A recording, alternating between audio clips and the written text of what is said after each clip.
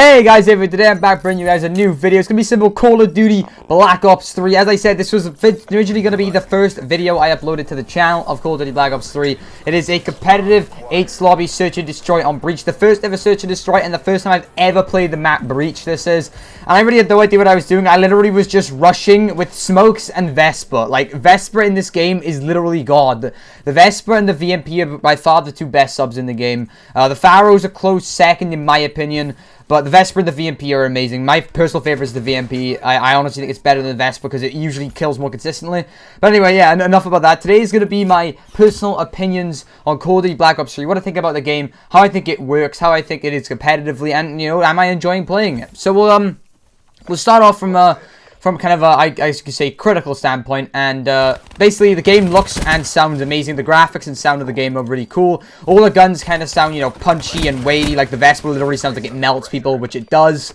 And you know, every other gun seems like it has some sort of weight in its shots. The only guns I would say really don't do that are kind of like the Weevil and the VMP. But then again, though, they are subs, so they do shoot, you know, small caliber bullets. So they wouldn't really make that much of a noise, but the sound and the graphics are amazing. You can clearly tell this is a next-gen game and it was made for next-gen. It was not like Ghosts or anything where it was kind of like half and half. It was more made for next-gen. Because if you go back to the current gen, well, I guess it's old gen now, the graphics of the game are hilarious. Like, they replaced a tank with like a van and stuff like that. Basically, it kind of looks like they just got Black Ops 2. That's what the old generation Black Ops 3 looks like. But anyway, graphic-wise and sound-wise, can't fault the game at all. The game looks pretty good, and, you know, it sounds really nice. So from that standpoint, you know, Treyarch did a good job. Now, gameplay standpoint, this is kind of a weird game. It's like a hybrid. It's like a mix between, I want to say, Black Ops 2 and Modern Warfare 2, with like a little bit of movement in there, kind of like Titanfall-ish movement. But I say Black Ops 2 because it is a Treyarch game. It does have that kind of Black Ops 2 feel with the way that, you know, the health system is, and just kind of that general feel of the game, how you should play it, and like you got to play a little bit slow, a bit more tactically. But it has the Modern Warfare 2 feel, whereas like all the guns feel really good. Like, there's no really bad gun. Like, even the worst guns in the game you could still do well with if you play with them right. So it kind of has that kind of weapon balance like Modern Warfare 2 has, where every gun is really good. Like, it's not balanced as in every gun isn't like average, but every gun is really good. So that's how they kind of balance it out. So it kind of has that feel. And obviously the Titanfall feel is with the movement system. You can jump, wall run, boost slide, you know, do all the crazy stuff like that. And so that's kind of where the Titanfall-ish movement system comes in. But the movement system in this game is a lot better than it was in Advanced Warfare, in my opinion, because the movements aren't very aggressive movements. They're more kind of passive movements. Like, you don't run at someone, double jump, thrust towards them to kind of be aggressive to them. Or you can do that, but you sometimes get punished because the movement, like jumping-wise, is a lot slower this year. Even wall running. Like, if you're caught on a wall run and you're not pre-aiming the guy and the guy's pre-aiming you, you're going to die most of the time unless he literally misses all of his shots on you, because, you know, you're at a disadvantage already because you're wall running, you're out in the open, and second of all, it's a little bit harder to aim because the way the movement is, you kind of have to aim at like an angle.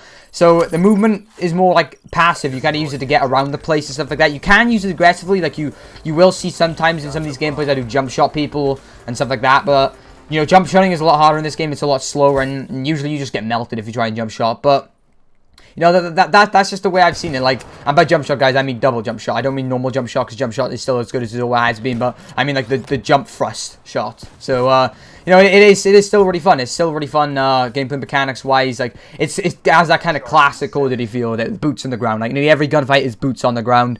There's not really any air-to-air gunfights unless you're both wall running or you both decide to try and boost jump. Everything is just kind of boots on the ground, you know, feet on the floor, just, you know, get ready and just kill things. Now, moving on to the weapon balance. The weapons in this game, as I mentioned already, are all really balanced. Every gun feels like it can hold its own in some shape or form. Like, you have, like, the HVK, for example. It's not very good at range, but it has a very high fire rate, and it kind of makes up for that, because in close range, then you got an AR that can really stack it in close range, but then you can put long barrel on it, and it's, again, not half bad at long range. Like, every gun feels like it works in some way. All the subs are generally quite good. The Weevil, in my opinion, being the weakest sub, but even then, like, if you use playing pubs in this game, the Weevil can work perfectly fine for you if you use it right. Every gun just feels like you can use it. Like, you'll see if you watch the invitational event on the weekend, nearly every gun was used. Like, because the way the pick and ban system works in competitive, you can pick and ban certain guns that you don't want. So say now you don't want an M8 in the game, ban the M8. You don't want a manual, ban the manual. And you end up seeing like a lot of variation in the game, and it's really cool. Like, I remember watching Rise Nation played, and you had Looney using a Cuda, and Octane using an ICR. Whereas you go to the next map, and you know, Crim and Karma are both using M8s, and Scump's using a VMP. Like, the way the gate guns just kind of like all seem to appear in the map. Obviously, besides from the Weevil. I know Crim used the Weevil once, but that's because he was shitting the bed. But yeah, it was fun. It's really fun to watch as well. Like, the game feels like quite fun to watch because like everything's kind of really varied in the way it works, and you know, everything just seems right. The guns feel right. The guns feel like they work the way they should, which, you know, it's really cool. Now, moving on to the new element of the game, which is the specialists. The specialists, a lot of people don't like them. A lot of people do like them. I'm personally a fan of them. I feel like they shouldn't be taken as like an overpowered thing. They're more of like another score streak. And the reason I say that is because although everyone in the game usually gets them, if you're playing better, you're getting more points, you're getting more kills, you're getting more hill time. You earn your specialist faster than you would if you were just waiting for it. Because if all the bar fills up slowly, you earn it quicker if you're actually doing well in the game. So it does benefit people who are playing well. Now, none of the specialists, in my opinion, are that overpowered. Like, every specialist is good in some way and then weak in some way. So, in my opinion, I don't feel like any of them are really overpowered in any way. Like, you know, you have the one-shot Annihilator pistol, but then you only have 6 shots, and if the person dies with it, they've lost it completely. Like, they don't have it anymore.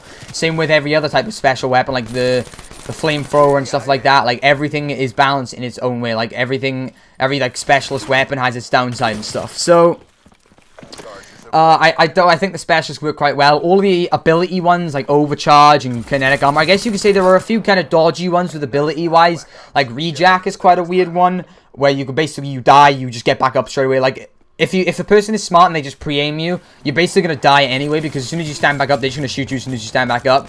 But in, like, certain situations, maybe like an SnD, if they kill you and then instantly your teammate comes to try and trade that, you can just rejack safely and then you're back to life again. That's a kill taken off the other team in SnD. Although they still get the points for the kill, in SnD that could affect you quite heavily.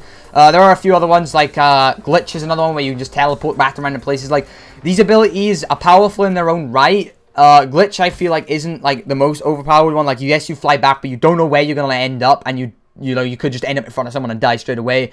So basically, the only ones I feel are kind of dodgy are Rejack and Kinetic Armor. Kinetic Armor being, you get like pretty much like double health, except for your head. Like, you get this huge kind of force field armor around you, except for the head. And if they shoot you in the body, you basically have double health. So you basically have Jug. So, you know, there are a few specialists that are a bit dodgy, but then again, you can just ban them out of the game, so you don't even have to play with them. But yeah, I say, everything in the game so far feels really balanced. I love the gun variation you can use, and all the perks and stuff all have their own counterbalances and things like that. So overall, you know, from a competitive standpoint, the game works really well. We still are waiting on a set map rotation, because at the minute we're just playing everything. It's just weird as hell, playing like freaking Stronghold, Hardpoint, and you're playing Affection, CTF, and stuff like that. You're just playing really random rotations of maps, really. But, you know, we're still waiting on a solid rotation to come out, and you know, hopefully when that happens, you know, we get a good rotation and we're going to enjoy competitive, because I'm enjoying playing competitive. Personally, I love the way you can just use various guns. Obviously, I have to try and get better with different guns, but I love the way you can just kind of like use anything and, you know, get away with it and still play well if you're good with them. So yeah, overall, the game feels great, the game runs great, multiplayer feels really awesome, and all the gun balance and stuff like that feels really good, and pubs is fun again. Like, that's a major point I want to point out in this game. Pubs is fun. I enjoy playing public matches. I go to a public match for a few hours and enjoy it, whereas like AW, I kind of got annoyed with them just because of how kind of crappy the pubs were. Everyone's just using the same things, you know, BAL and ASM1, and using the same score streaks and camping and stuff like that. Like, a lot of people still camp in this game. Everyone's just using different things. It's like, it's so varied, it's so much fun, and I love it, basically. Now moving on to some more sections of the game, because obviously I've just focused on multiplayer at the minute. The campaign, I haven't really played a lot of the campaign yet, but from what I've seen, the story seems quite interesting. The way you kind of have like the kind of espionage type story, with the way, like, you know, is it right to, like, I guess you could say, augment yourself with certain abilities, like, you know, a new leg to run faster and stuff like that. Kind of like the Deus Ex theme in a way, and I love that kind of espionage story to it. Like, I don't really know how it unfolds yet, because I haven't finished it, but from what I can tell, you know, the gameplay seems solid, the voice acting seems solid, so it's a pretty decent campaign so far. And obviously, moving on to a main stage in the Treyarch side of Call of Duty. They always have it every year from World at War onwards, and it is the zombies. Now, unfortunately, I don't have the giant map for the zombies, which is the remake of The Rise. I actually only have Shadows of Evil, and it's a lot of fun. It's a lot of fun in a sense that it's a lot harder than it used to be. The new Shadows of Evil map is a lot harder. There's a lot more things going on, and there's like different things. You have the boss zombie. You have all the stupid special rounds like the flies and the meatballs, as I like to call them. But basically, yeah, it's a lot of variation to it. The zombies is like quite fun and kind of fresh again. And there's a lot of cool things to do. And I can't wait to try and do the Easter egg and things like that. And I say I'm still quite new to zombies. And, you know, I can't wait to play more of it. It's going to be so much fun. It's going to be a great year for Call of Duty, in my opinion, because the game feels great as it is. I'll probably do a recap video of this, another one of these later on, kind of giving you my afterthoughts on the game. Because this is kind of my initial impressions. It'll be more of my afterthoughts and, you know, telling you, like, what is wrong with the game. But anyway, that's going to be it for this episode, guys. Thanks for watching. Please like, comment, subscribe, and all that cool stuff. And I will see you guys in the next episode. Thanks for watching, guys, and goodbye.